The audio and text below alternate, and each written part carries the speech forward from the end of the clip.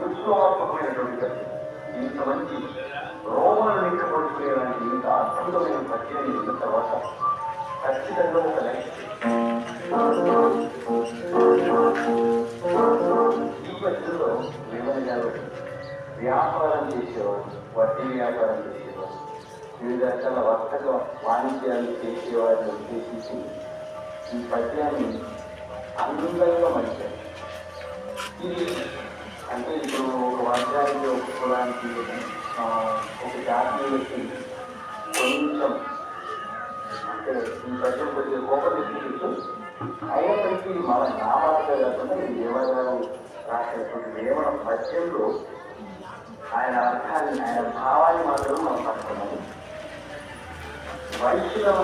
వైశ్యులు వర్తక వ్యాపారం చేసేవారు ఈ నేల మీద వారంతా నేర్చుకున్న వారు, అంటే ఎదుటి దోచుకోవడం వారంతా నేర్చుకున్న వారు ఈ నేల మీద ఏది లేదు, వాళ్ళని